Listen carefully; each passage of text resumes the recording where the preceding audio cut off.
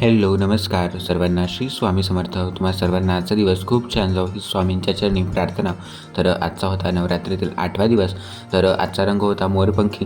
त्यामुळे तुम्ही बघू शकता तर हे जे मोरपंखी कलरचे वस्त्र आहे तर हा जे देवी आईसाठी म्हणजेच मी साईडला काढून ठेवले होते.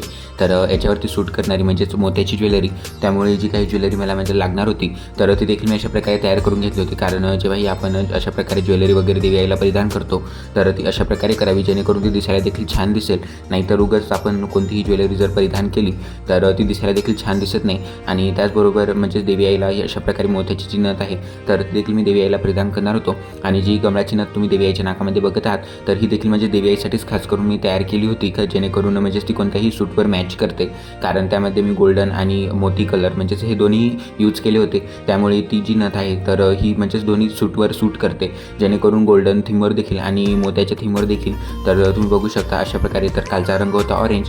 तर तो देखील आता देवी आईचं जे वस्त्र आहे तर ते मला चेंज करायचं होतं. आणि जे काही म्हणजे आता पूजेला साहित्य वगैरे लागणार होतं तर ते देखील मी सर्व एका ताटामध्ये काढून, जेणेकरून सतत आपल्याला जागेवरतून उठायचं काम भासत नाही. आणि तुम्ही देखील जेव्हा कोणतीही पूजा वगैरे करता तर तेव्हा तुम्ही ही जे काही पूजेला साहित्य लागतं तर ते एकदाच काढून घ्या, जेणेकरून तुम्हाला देखील म्हणजे सतत जागेवरून उठायचं काम भासत नाही.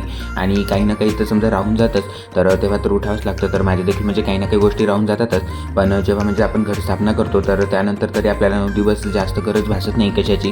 कारण पहिल्या दिवशी आपण जी पूजा मांडणी आहे तर ती करत असतो. आणि त्यानंतर फक्त आपल्याला देवी आईची पूजा सेवा, त्यांची म्हणजेच आरती किंवा त्यांची जी काही सेवा आपल्याला करायची असते तर ती करायची असते. तर मी देखील देवी आईची म्हणजेच मला जशी जमेल तर तशी मी सेवा करण्याचा प्रयत्न करत असतो. त्याचबरोबर देवी आईला म्हणजेच लाल फुलं खूप आवडतात. त्यामुळे देवी आईसाठी खास करून म्हणजे जी घंटीची लाल फुलं असतात तर ती मी आणत असतो. म्हणजेच इथेच तुम्हाला माहीतच असेल तर मी जिथे राहतो तर तिथे खूप सारी म्हणजे फुलांची झाडे आहेत. तर मला म्हणजे फुलं मिळून जातात.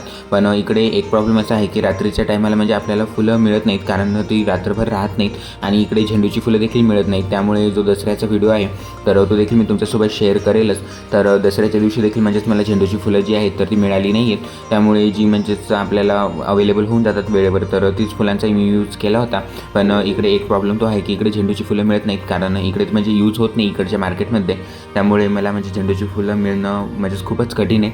त्यामुळे अशा प्रकारच्या फुलांचाच मी यूज करत असतो. तर तुम्ही बघू शकता देवी आईचं रूप किती छान दिसत आहे. म्हणजेच मोरपंखी कलरवर मोत्याची जी ज्वेलरी आहे तर ती म्हणजे छान दिसते. त्यामुळे अशा प्रकारचं जे कलेक्शन आहे तर ते मी म्हणजे सोबत ठेवतच असतो. जे काही देवी आईची ज्वेलरी वगैरे आहे तर ती देखील म्हणजेच मी जशी मला लागते तर तशी मी तयार करण्याचा प्रयत्न करत असतो. म्हणजेच इकडचं जोडून तिकडे.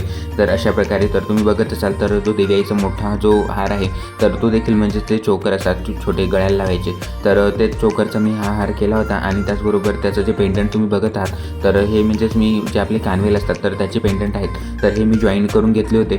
कारण वेळेवरती म्हणजेच माझ्याकडे अशा प्रकारची ज्वेलरी अवेलेबल नव्हती. त्यामुळे मी ही ज्वेलरी म्हणजे स्वतःच तयार करून घेतली, जेणेकरून ती दिसायला देखील छान दिसेल. आणि तुम्ही बघू शकता तर देवी आईचं रूप खरंच खूप छान दिसत आहे. त्यानंतर जो दिवा आहे तर तो अखंड 9 दिवस चालूच ठेवावा लागतो आपल्याला, किंवा आपल्याच्यानं जर चुकून जर विजला देवी आईची क्षमा मागून आपल्याला तो दिवा पुन्हा प्रज्वलित करायचा आहे.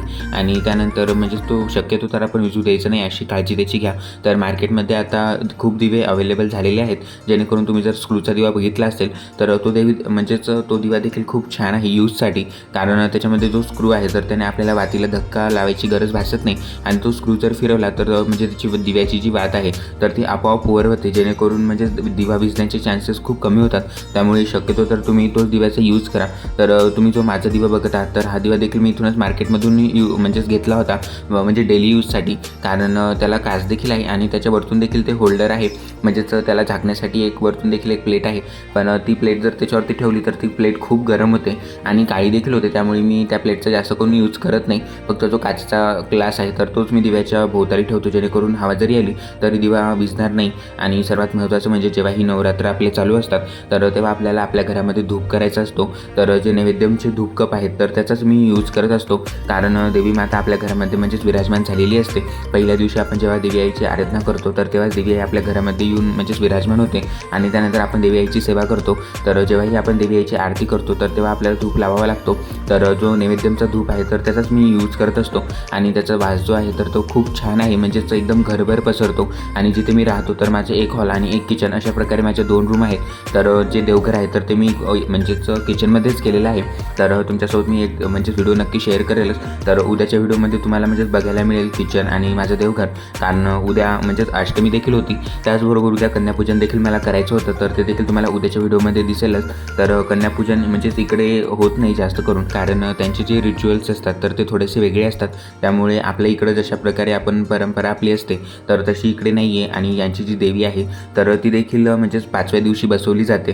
तर तुम्ही बंगाल्यांची देवी बघितलीच असेल. तर मी देखील म्हणजे दर्शनासाठी गेलो होतो, तर इथे म्हणजे ग्राउंडवर म्हणजे चांगलाच मोठा कार्यक्रम सेलिब्रेट केला जातो. तर म्हणजेच मी रात्रीच्या टायमाला म्हणजे देवीच्या दर्शनासाठी जात असतो आणि त्याचबरोबर कार्यक्रम देखील असतो तिथे. आणि देवीचं देखील मी दर्शन घेतलं होतं. तर त्यांच्या देवीचा फोटो मला म्हणजेच काढता आला नाही तर मी तुमच्यासोबत शेअर केला असता. तर अशा प्रकारे तुम्ही बघू शकता. तर देवी आईची आजची जी सेवा आहे तर ती आता माझी करून झालेली आहे. त्याचबरोबर तुम्ही बघू शकता तर जे धूपकप आहेत तर हे देखील म्हणजेच मी पूजेमध्ये माझ्या लावत असतो. तर जेव्हा खास करून देवी आईची आपल्याला सेवा करायची असते तर अशा प्रकारचे जे धूपकप आहेत तर तुम्ही नक्की लावा. आणि जे काही पुढचे व्हिडिओज आहेत तर तुम्हाला ते लवकरच पाहायला मिळतील. तुम्हाला मी केलेल्या सेवा कशा वाटतात कमेंटमध्ये नक्की सांगा. आणि देवी आईचं लुक तुम्हाला कसं वाटत आहे ते देखील कमेंटमध्ये नक्की सांगा. आणि हे जे काही वस्त्र आहेत तर हे बाप्पा मोरयाचे शॉप आहेत तर त्यांच्याकडूनच मी ऑनलाईन बनवले होते.